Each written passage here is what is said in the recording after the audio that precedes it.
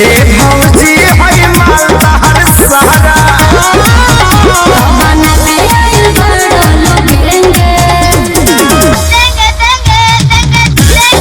चुप हो जाना तो जहाँ साइज बड़ी वही भेज दे लेंगे